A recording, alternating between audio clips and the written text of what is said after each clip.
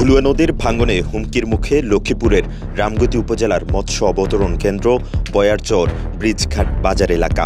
বাজারের ব্যস্ততম সেতুটির দুই পাশ থেকে মাটি সরে যাওয়ায় চলাচল বন্ধ হওয়ার ঝুঁকিতে ব্যস্ততম সড়কটি।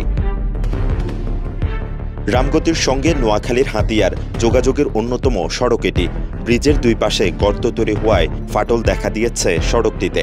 এতে যানবাহন চলছে ঝুঁকি নিয়ে।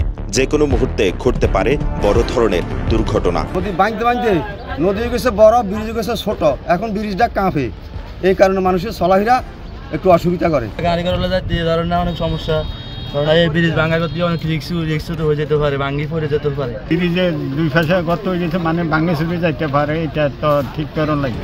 স্থানীয়রা জানান, বাজার ঘেঁষা নদীর ডুবোচরের কারণে নদীর স্রোত বেড়ে যাওয়ায় নদীর দক্ষিণ পাশের রাস্তাঘাট, বাড়িঘর, মসজিদ ও কবরস্থান বিলীন হয়ে গেছে নদীগর্ভে। এতে পুরো উপজেলা জুড়ে যোগাযোগ বিচ্ছিন্ন হওয়ার শঙ্কা তৈরি হয়েছে।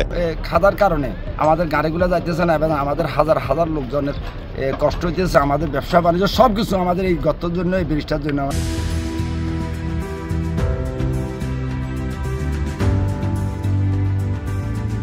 উত্তর পাশে মোটামুটি যা আছে, দক্ষিণ পাশটা একবারে নদীর বিলীন হয়ে গেছে। আমাদের এখানে স্থানীয় মসজিদ ছিল, কবরস্থান ছিল, 4-5টা কবরস্থান ছিল, সেটাও ভেঙে গেছে। পানি এদিকেও বাড়ি খায়, ব্রিজের গোড়ায় এদিকেও বাড়ি খায়, এজন্য ব্রিজটা খুবই ঝুঁকিপূর্ণ হয়ে গেছে। চিন্তিত আছে, ওই 8টা পর্যন্ত ভেঙে যাওয়ার সম্ভাবনা আছে।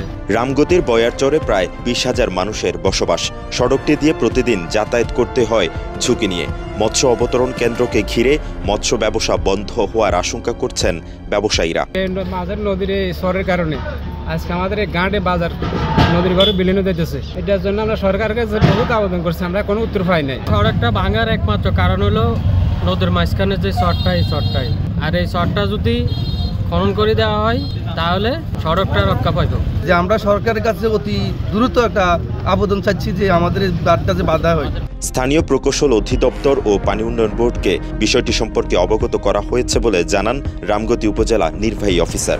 ভাঙন প্রতিরোধে আমরা একাধিকবার সেখানে গিয়েছি। আমরা আমাদের জেলা প্রশাসনকে অবহিত করেছি। আমাদের জেলা প্রশাসক স্যার এখানে একাধিকবার পানি উন্নয়ন বোর্ড এবং যে সড়ক বিভাগ, স্থানীয় সরকার প্রকৌশল অধিদপ্তর LGD ওইখানকার কর্মকর্তাদের পাঠিয়েছেন। লক্ষ্মীপুরের রামগতি উপজেলার বয়ারচরে বাজারসহ ব্রিজের সংযোগ সড়কটি রক্ষায় দ্রুত ভাঙন রোধে ভুলুয়া নদীর ডুবোচর খনন, জিওব্যাগ ও বাঁধ নির্মাণের দাবি জানান স্থানীয় বাসিন্দাসহ ব্যবসায়ীরা। দ্রুত কার্যকর পদক্ষেপ নেয়ার দাবি জানান সচেতন মহল।